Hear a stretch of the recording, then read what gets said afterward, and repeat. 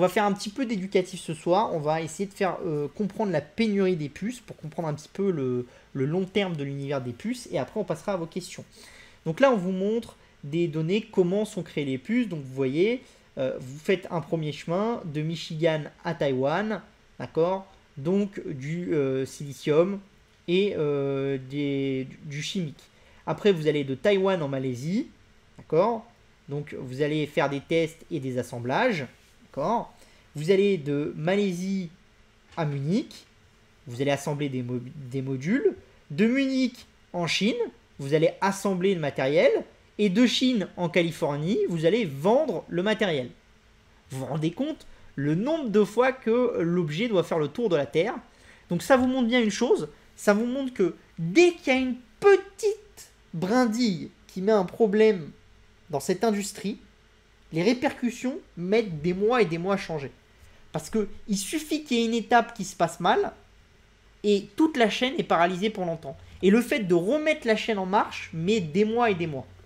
Pour avoir discuté avec des gens des semi-conducteurs, en gros, ils pensent que dès qu'il y a une crise sur les semi-conducteurs, pour remettre la chaîne d'aplomb, il faut à minima 2 ans et demi. Donc on en est encore loin. Donc ça vous montre un peu la puissance de ce secteur. Alors c'est pour ça aussi que les États-Unis ont dit qu'ils voulaient absolument limiter le chemin que font les semi-conducteurs jusqu'à Taïwan. Et donc leur solution, c'est de construire des usines très très importantes aux États-Unis. On va voir, là vous avez le taux d'utilisation des usines, d'accord? Donc le taux de long terme, hein, d'accord? Et c'est le taux de long terme fait sur plus de 10 ans, hein, pardon. La courbe rouge, c'est 80% des usines utilisées, d'accord? Des lignes de production.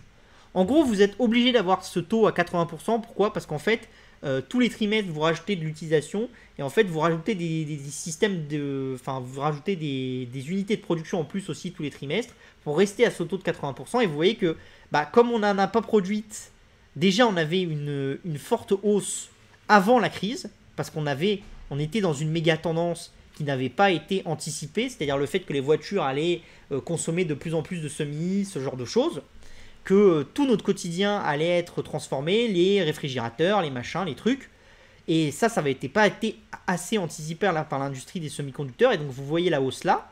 Vous voyez qu'on a une petite baisse et après une forte hausse. Et là, vous avez le fait que effectivement, on ait de plus en plus besoin de semis et le fait que l'industrie est complètement en ordre dispersé. Hein, et du coup, c'est compliqué.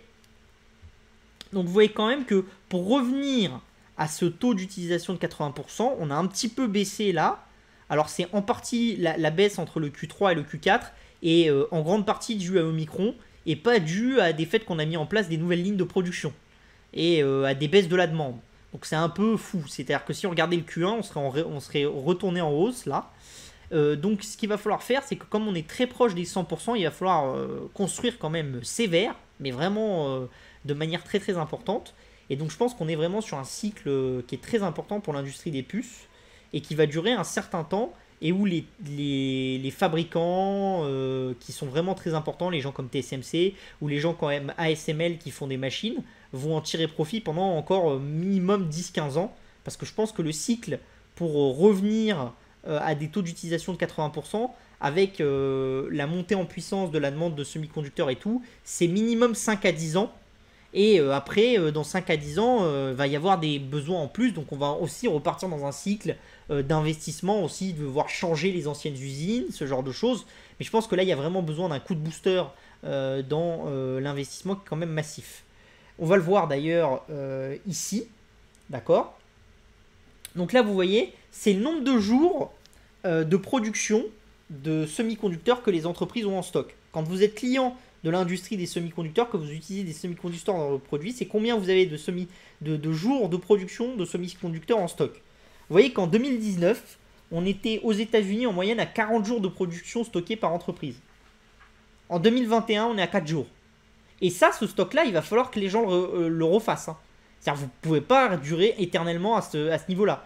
Donc ça veut dire que même si vous imaginez, on va repartir ici, que le taux va redescendre là, parce qu'on va avoir des nouvelles montées en puissance, il faut qu'on soit capable de répondre à la demande en plus, d'accord, de semi-conducteurs, une demande de long terme, qu'on soit capable de reconstituer les stocks et qu'on soit capable de gérer le fait que certaines usines arrivent à l'échéance de leur vie et qu'il faille les renouveler. Donc ça fait énormément de problématiques à gérer. Vous voyez aussi ici, au niveau de la Chine et des États-Unis, des systèmes de valeurs, d'accord? Donc vous voyez, par exemple, en packaging et en assemblage, bah, le numéro 1 mondial, c'est la Chine, parce que c'est une industrie à très petite valeur ajoutée. Entre l'assemblage et la fabrication, vous avez la fabrication qui est ici. Vous voyez que la Chine et les États-Unis font moins de 30% de part de marché. Pourquoi? Bah parce que là, le numéro 1 mondial, c'est Taïwan, hein, qui a quasiment le reste de la part de marché à quelques points près. Donc ça, c'est important. En assemblage, vous avez Taïwan qui est assez haut aussi, mais qui est quand même moins haut que la Chine parce que vous avez des coûts des rentabilités qui sont sur l'assemblage très très faibles. Après, vous avez aussi la part de marché globale. Et la part de marché globale, vous voyez que les Américains sont très en avance parce qu'ils ont plus de 45% de la valeur de ce marché-là. Le reste, c'est la Chine, Taïwan, la Corée et un peu les Européens. Et pourquoi est-ce que les États-Unis ont la majorité de la valeur de la chaîne des semi-conducteurs? Bah parce qu'ils ont tous les créateurs de design, donc les chip manufacturers, enfin les chip designers, pardon, donc Nvidia, AMD, ce genre de choses. Et c'est eux qui tirent le plus gros de la rentabilité du secteur, clairement. Hein. Là où sur TSMC, on est plus sur une activité de production pour tiers, pour compte de tiers, un peu comme Foxconn, ce genre de choses, donc la marge est beaucoup plus faible. Et vous voyez qu'en recherche et développement, c'est la même chose. Vous voyez que la Chine est encore tout petit, hein, ici. Les États-Unis font encore 15 fois la Chine en recherche et développement sur les puces. Donc il y a encore un certain niveau en Chine et beaucoup d'investissements à faire pour rattraper les Américains. Vous voyez aussi que le plan américain pour la construction de nouvelles usines de semi-conducteurs, il est quand même très important. Parce que là, vous avez les différents investissements dans les usines de semi-conducteurs aux États-Unis. Donc vous voyez, vous avez Intel qui est premier, Texas Instruments, Samsung et TSMC. Et vous voyez que le plan américain pour booster les usines de semi-conducteurs aux États-Unis, il fait quasiment tous les investissements de Texas Instruments, Samsung et TSMC. Et il fait légèrement plus que les investissements d'Intel tout seul. Donc ça vous montre vraiment le fait que ça soit massif. Et cet impact massif qu'ont mis les Américains là-dedans, ça va vraiment avoir un gros impact sur le marché. Et ça va être des choses assez intéressantes. Et ce qui va être intéressant, c'est de savoir si par exemple, là où les Américains veulent prendre de la part de marché, c'est ici et ici. Et ce qui va être intéressant pour nous, c'est de savoir si au niveau de la fabrication, ici, c'est si les Américains vont être capables de prendre de la part de marché en donnant de la part de marché à Intel, en privilégiant leurs acteurs, ou est-ce que TSMC va être capable de venir aux États-Unis, de dire je construis chez vous, mais donnez-moi les mêmes subventions que les autres, et ce qui pourrait permettre à TSMC de garder son leadership, parce que effectivement, si les Américains commencent à mettre autant dans leur chip manufacturer aux États-Unis, et comme c'est un plan que déjà certains politiques US voudraient répéter l'année prochaine, enfin voudraient répéter plusieurs fois, vous imaginez que si c'est Texas et Intel qui touchent à chaque fois les subventions, bah même pour TSMC, ça va être dur d'être compétitif parce que vous vous retrouvez face à une société qui a quasiment vos capex en subvention, quoi. Donc c'est un peu difficile.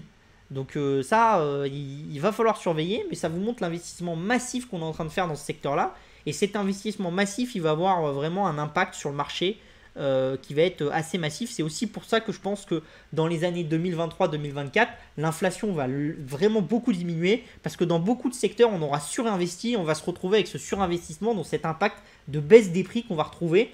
Et à mon avis, on va même être sur une inflation qui va être encore plus forte que celle d'avant Covid parce qu'on aura donné un tel coup de booster à nos investissements d'un coup aussi violent qu'en fait on va se retrouver avec un effet ciseau entre guillemets comme on s'est retrouvé sur la hausse des prix mais sur la baisse des prix. Et donc ça peut nous driver sur une déflation assez forte. Donc moi je pense quand même qu'à long terme c'est toujours intéressant d'être dans des sociétés qui vont tirer parti de l'avenir, qui vont tirer parti même d'un avenir où on est en déflation parce qu'elles ont des produits et des services qui sont vitaux, parce qu'elles ont des produits et des services qui ont une forte valeur ajoutée, ce genre de choses. Donc voilà,